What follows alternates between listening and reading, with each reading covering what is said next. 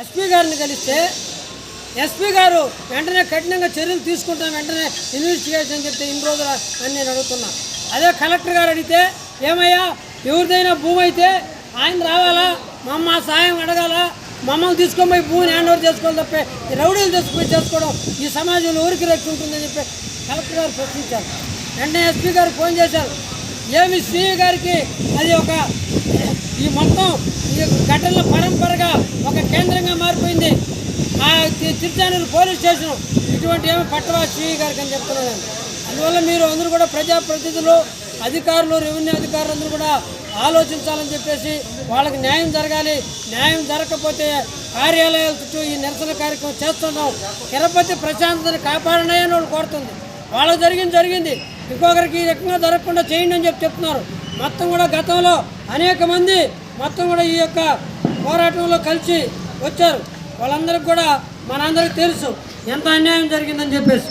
ఇటువంటి దుర్మార్గమైన చర్యలకు సంబంధించి ప్రతి ఒక్కరు కూడా ఖండించాలి, ప్రతి ఒక్కరు ఆలోచించాలి. ఇటువంటి వాటిని మనం కానీ కొనసాగిస్తే నష్టం జరుగుతుంది. అందువల్లే మేము చెప్తున్నాం. ఆర్డీఓ గారికి ఆ రోజు కలెక్టర్ గారు ఫోన్ చేసి చెప్తే ఆయన ఏదో లీవ్లో ఉందని ఎంఆర్ఓ గారిని పెట్టి పంపించారు. కాబట్టి ఆ ఎంఆర్ఓ గారు ఈరోజు లేరని చెప్పేసి ప్రోటోకాల్ డ్యూటీకి పోయినని చెప్పారు. నేను చెప్తున్నా, చూడండి ఆ ఫోటోల్లో కూర్చోండి, ఆ ఫోటోలో చూడండి ఎంత దుర్మార్గంగా అన్యాయంగా ఇటు కూడా కొట్టేస్తారా అని చెప్పేసి మొత్తం కూడా చూడండి. ఎవరైనా చూస్తే కూడా అర్థమవుతుంది ఇంత దుర్మార్గంగా ఆ రకంగా కొట్టేసి అందరూ కూడా పరిశీలన చేస్తే వాళ్ళు పాపం మొన్న ఒక ఆమె మొన్న కొనింది 23 లక్షలు పెట్టి. ఆమె భర్త లేడు, కొడుకు చనిపోయాడు, కొడుకు పేరుతో జ్ఞాపకార్థం ఒక ఆశ్రమం నడుపుకుందాం, 10 మందికి సేవ చేద్దామని చెప్పి ఆమె పెడితే ఆమె ఈరోజు ఆమె అల్లు రామచంద్రాన్ని కూర్చోలేకుండా పాపం ఏ మాత్రం చేయకుండా ఎవరు ఆదుకుంటారండి? మేము పెద్ద సమాజాన్ని ఉద్ధరించేస్తున్నాం, మేమందరం కూడా సహాయం చేస్తాం, మా ఆఫీసులకు రండి అని చెప్తున్న ఈ అధికారులు ఈరోజు ఎందుకు ఈ రకమైన ఇది చేస్తారని చెప్పి అడుగుతున్నా.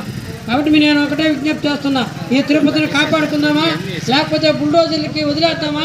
మీరే చెప్పండి. అటు చెప్పేసి మీ చేత కాదని చెప్పండి, మేము కాపాడుకుంటాం. మేము ఈరోజు మాకు తగినట్టు యంత్రాంగాన్ని ఏర్పాటు చేసుకొని మేము కూడా ఎదుర్కోగలం. కమ్యూనిస్టు పార్టీ, మార్క్సిస్టు, సిపిఎం అనేక కాలనీలు ఈ యొక్క నగరంలో నిర్మించింది. పెద్ద పెద్ద రౌడీలందరినీ ఎదుర్కొన్నాం, తరిమి కొట్టినాం. ఈ పిల్ల పిచ్చి రాత్రిలో భయపడిపోయే గుండాలు రౌడీలు మాకు ఒక లెక్క కాదు. ధైర్యంగా ఉండేవాళ్ళు ఎవడన్నా వద్దు రమ్మను, ఇప్పుడు రమ్మని చెప్పి మాట్లాడుతున్నాం. మా దగ్గర మా జోలికి రమ్మని చెప్పు. ఈరోజు వాళ్ళ కథ మేము చూస్తాం. కొట్టేసి బెదిరిస్తారా? వీళ్ళందరినీ బేరాలు పెడతారా? మేము వచ్చేస్తే మీకు అందరికి కూడా మేము ఇది చేస్తామని చెప్తారా? నీ భూమి ఎక్కడుందో నీకు తెలియదు. నీకు కనీసం రిజిస్ట్రేషన్ ఈరోజు అవుతుంది. రిజిస్ట్రేషన్ డిపార్ట్మెంట్కి ఒక లెటర్ ఇచ్చే దిక్కు లేదు. నువ్వు డబ్బులు వ్యాపారం చేసుకొని వాళ్ళు ఎవరితో కలుసుకొని ఇక్కడ ఉత్తపుణ్యానికి ఈ రకంగా దౌర్జన్యాలు చేస్తున్నారు. దీనికి ఎవరైనా సపోర్ట్ చేస్తే వాళ్ళు కూడా నేరస్తులని చెప్పేసి నేను మనం చేస్తున్నా. ఎందుకంటే నేరాన్ని చేసేవాళ్ళు కాదు, చూసేవాళ్ళు కూడా మౌనంగా ఉండేవాళ్ళు కూడా నేరస్తులు అవుతారు. అటువంటి దుర్మార్గమైన చర్యలు చేపడితే ఇది సమాజానికి మంచిది కాదని చెప్పి నేను విజ్ఞప్తి చేస్తున్నా. ఇక్కడ మహిళగా ఉన్నది మేడం, ఆమె నేరుగా వచ్చి ఆమె చూసి అయ్యో ఇది అన్యాయం జరిగింది రిపోర్ట్ తయారు చేస్తాం. మేము అడుగుతుంది రిపోర్ట్ పంపించమని చెప్పి ఇన్ని రోజుల రిపోర్ట్ పంపించడానికి ఇదేమి ఆఫీస్ అండి? ఇక్కడ ఏం చేస్తానని అడుగుతున్నా. నేను డ్యూటీ గారిని కూడా అడుగుతున్నా. మేము ఆడ గ్రీవెన్స్లో ఇస్తే అన్నీ కూడా ఎంఆర్ఓ ఆఫీస్కి పంపించారు. మీరేమి లెటర్ రాయరా? పోలీస్ యంత్రాంగం చర్య తీసుకోమని చెప్పి రాయరా లెటరు? ఎందుకు రాయరని చెప్పి నేను అడుగుతున్నా. ఎందుకు మీ బాధ్యత లేదని అడుగుతున్నా.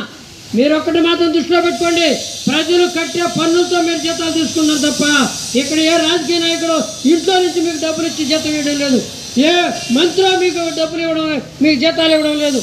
మేము ప్రజలందరూ కూడా ప్రతి ఒక్క వస్తువు మీద పన్ను కట్టి జిఎస్టీ కట్టి ఆ డబ్బు ద్వారా మీరు జీతాలు తీసుకుని మర్చిపోయిన రోజు మీరు ఎట్లా ఉద్యోగులు అవుతారో, ఎట్లా ప్రజాప్రతినిధి, ఎట్లా ప్రజా సేవకులు అవుతారని చెప్పేసి మేము ప్రశ్నిస్తూ ఉన్నాం. ఈరోజు ఉద్యోగులు అంటే పబ్లిక్ సర్వెంట్స్ అంటారు. పబ్లిక్ సర్వెంట్స్ అంటే ప్రజలకు సేవ చేసేవాళ్ళు, ప్రజల యొక్క సమస్యలు పరిష్కరించేవాళ్ళు అంటారు. కానీ మీ వ్యవహారం చేయలే ఎట్లా ఉంది. ఈరోజు మాట్లాడతాం, ఏది ఎక్కడి వరకు వచ్చింది, ఏం చేసింది, ఉన్నాం ఇక్కడే, ఏమి ఇబ్బందిలా లోపల కూడా కూర్చుందాం, మనకేమి ఇబ్బంది లేదు, ఇక్కడే ఉండి తెలుసుకోబోదాం ఇది అవుతుందా కాదా, లేకపోతే ఇంకా రావద్దా ఈ ఆఫీస్కి, ఏదో ఒకటి తెలుసుకోబోవడానికి ఈ ప్రజలందరూ కూడా ఇక్కడికి ఇచ్చేశారు. వాళ్ళందరూ కూడా చాలా ఆవేదనతో ఆక్రోశంతో ఉన్నారు. వాళ్ళకి అండగా ఈరోజు సిపిఎం పార్టీ, సిపిఐ పార్టీ, ఇతర నాయకులు కూడా వస్తారు. వాళ్ళందరూ కూడా కూర్చొని న్యాయం చేసేంతవరకు కూడా ఈ పోరాటం ఆగదని చెప్పేసి నేను చెప్తున్నా. ఎప్పటికైనా వాస్తవాలు గుర్తించండి. ఎస్పీ గారు అవసరమైతే మన వాళ్ళందరినీ పిలిపించి వాస్తవాలు ఆయనకేం తెలుసో మాకు చెప్పండి.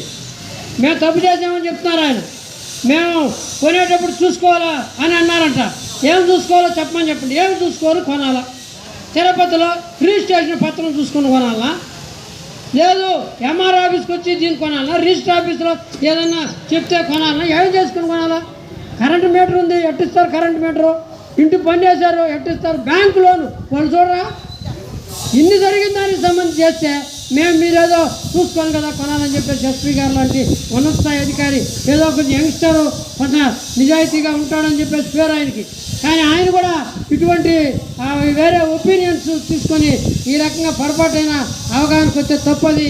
అవసరమైతే ఆయనకు కూడా ఎడ్యుకేట్ చేద్దాం. ఎక్కడి నుంచి లెటర్ రాయాలి, ఎక్కడి నుంచి అదే రెవెన్యూ వాళ్ళు పరిశీలించి రాస్తే ఆయనకు కూడా అసలు విషయాలు తెలుస్తాయి. అందువల్ల మీరు అందరూ కూడా కూర్చోండి, ఇక్కడ అందరూ కూడా కూర్చోండి. పోదాం డీటీ గారు ఆయనే వచ్చి ఇక్కడ విషయం చెప్తానని మనకు అవసరంగా పోయి మాట్లాడతాం. మేము నాయకులుగా, మీరు కమిటీ సభ్యులుగా రండి, మాట్లాడతాం. ఏం చెప్తారో విందాం, అది బయట ప్రకటిద్దాం. ప్రెస్ వాళ్ళు అందరూ కూడా ఉన్నారు, ఇక్కడ ప్రజలందరూ కూడా చూస్తున్నారు. వాళ్ళందరూ కూడా ఇది ఒక వేదిక కావాలి. ఇక్కడ ప్రతి ఒక్కరికి న్యాయం జరగడానికి కమ్యూనిస్టులుగా మేము ఇన్ని రోజులు చూసాం. వెంటనే మరుసటి రోజు రాలేదే, ఇక్కడ ధర్నా చేయలేదే. దాదాపు 2 వారాల పైన అయిపోతుంటే కూడా స్పందించకపోతే ఇంకెక్కడ ఏం చేయాలని చెప్పేసి మేము అడుగుతున్నాం. కాబట్టి ఇప్పుడు పోయి డీటీ గారితో మాట్లాడదాం. అది ఏమైందో తెలుసుకొని మాత్రమే ఈ నుంచి పోదాం. వర్ధిల్లాలి వేణుగోపాల కాలనీ ప్రజల ఐక్యత. కూల్చేసిన వాళ్ళని వెంటనే, కూల్చేసిన వారిని వెంటనే, రౌడీలను వెంటనే, రౌడీలను వెంటనే, బుల్డోజర్లు వెంటనే, బుల్డోజర్లు వెంటనే, బుల్డోజర్లు వెంటనే.